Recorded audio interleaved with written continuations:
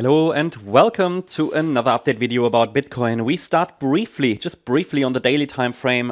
Nothing has changed here overall, so we're still in this sideways range. I just want to start at least once a day, with the first video to give you an overview of the daily chart. Anything changed? Just to reassure everybody. I mean, I shouldn't say reassure.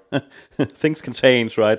But at the moment, we're still looking higher on the larger time frame, and that would even be the case should the price break below the January low. So should the price break below the 13th of January low, then all I would do is, first of all, to watch for a wider wave 4 correction. So this is something that I'm considering because from the August low, which I consider from an Elliott Wave point of view, we're looking at the charts from an Elliott Wave point of view. It's a sentiment-based analysis method. If you want to learn more about that, make sure that you subscribe to the channel. It's completely for free. There's a lot of content, not really any tutorials in detail. These are part of our memberships, but you can pick up a lot along the way, right? So, but from an Elliott Wave point of view, we are looking for 5 waves into the trend direction because we know the trend is up from the context and everything. We're looking also for 5 waves up in the 5th wave. Elliott Wave is based on let's say, on the idea of waves within waves. It's all about fractals, yeah. It goes down to the smallest time frame from the smallest into the largest time frame, and it's always the 5-wave pattern we're looking for because these are the ones with the highest probability. At least they tell us in which direction the trend is going. Now we know, and you can adjust to that in your analysis and also in your trading. We know that many altcoins form tops after 3 waves. So 3-wave tops. They don't get the 5th wave because they are so weak. They are mainly experimental. And if there are only 3 waves, even on a larger time frame, it often indicates that it's not a project that has a good chance to survive. In the best case, uncertain. Bitcoin, however, likes to form 5-wave patterns, which makes it quite unique in the crypto space. And there are others, but Bitcoin is the big one, the boss. So that's why we're looking for a 5th wave up still. And current thesis is this 5th wave could have started. It's not very clear yet. We need a bit more action. We need a break above 109,600 to confirm that further. And it should take the price to 130K next. Now, there is a support area here on the daily chart that we are obviously watching, but I talk about that in every video.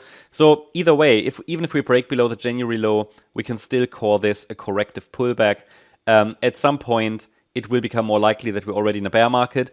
This is not unlikely, given that we are in a larger topping region. I talked about that a lot, and I'll talk about that a little more in a few seconds or a few minutes. But what is interesting, if we compare that to, for example, one of the major stock indexes, the Nasdaq, we can see that also the Nasdaq could be in the very late stages of a cycle. A few days ago, I shared on our Discord server here this 1-2 setup for the Nasdaq, which is similar what we've been tracking for Bitcoin, right? From that Monday low. The thing is that so far the Nasdaq has been a bit stronger and actually pushed above the Monday, the 3rd of February high already. Reacted to support. Well, Bitcoin is still hovering in that support area, right? So that's the difference. Whereas Bitcoin whereas the Nasdaq is already breaking higher, the Bitcoin chart is simply consolidating, and we need a little bit more evidence that really a substantial low has actually formed. So they are kind of correlating. They have been correlating here in this region. They've been correlating since the August low. If you want to learn a little bit more about that and also want to see a bigger picture analysis, understand how they all sort of come close to the end of a larger cycle, feel free to check out our latest video on our main channel.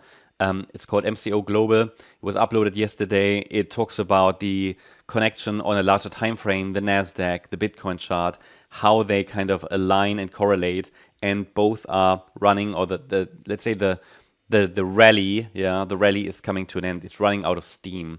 So if you want to learn more about that, feel free to check it out. This is also a channel where there will be additional high quality content, more in-depth analysis. It's our main channel now. It's linked in the description. Feel free to check it out. And I would appreciate if you help us to make this channel big.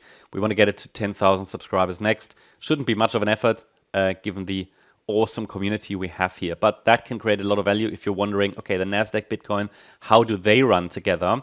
Also from an Elliott Wave point of view. Now, what I don't want to say surprised me a bit, but what sort of falls out of this pattern a little bit and falls out of line a little bit is Bitcoin's behavior on the shorter time frame, as I just said. The NASDAQ pushing higher. Also the S&P, by the way, I'm tracking that in parallel, kind of in the background. But what they already pushed higher. They already pushed above the swing high that formed on the 3rd of February, right? I mean, you can't always say they all move together on the smallest time frame. And correlations definitely do exist, but they come and go. Yeah, they come and go. And a lot of people say, oh, because the NASDAQ is going up, Bitcoin should go up as well. It's not like that. But the sentiment at the moment is quite similar. Just pointing out that while the stock market is quite friendly at the moment, even though it's running out of steam, because we're also getting close to the end of a larger rally, Bitcoin hasn't managed to, let's say, show that upside momentum yesterday, which is a bit of a shame. Yes, the price is holding above the Tuesday low, so it keeps this, this 1-2, this, by the way, the 15-minute chart. So we're talking about the structure from the 3rd of February low. So it still keeps this idea of a 1-2 setup I discussed yesterday alive.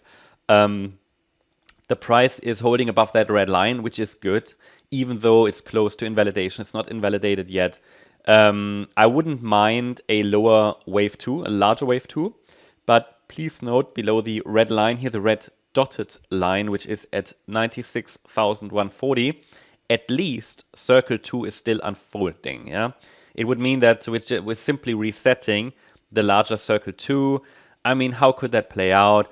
It could simply be an A wave. Now we're working on a B wave. We're moving down in wave C and then like that, yeah. So this is something that could play out. I wouldn't mind a larger wave 2. I find it quite likely, given that it came down so deep, that it's most likely just some kind of an internal B wave in this. Main takeaway is it needs to hold 93,630 to keep the overall yellow bullish wave count alive.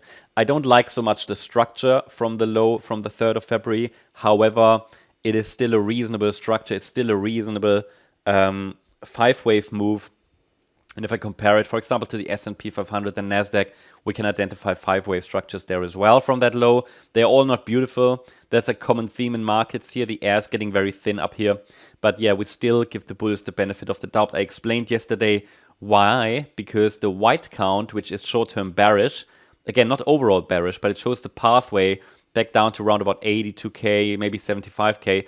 The white count hasn't proven itself. The white count is a diagonal, wave 1, wave 2. This would be an AB, and then from here, it's not even coming down impulsively. So yeah, I have very much reasons to doubt the white scenario, especially as long as we're holding above 93,630. So today's focus will be on whether the bulls can drive the price above the first signal line at 99,130, and then also above the second, more important signal line, which is the B wave high at around 100,840. This is, for me, the most relevant level here. And then the price could possibly reach the upper boundary line of the trend channel, this trend line here, around 104,050, and then we'll take it from there. I'll keep you updated anyway intraday on Discord. So I hope you liked the update. If you did, please hit the like button, leave a comment, and subscribe. And if you really like the content, then please check out the channel membership. Thank you very much. Bye-bye.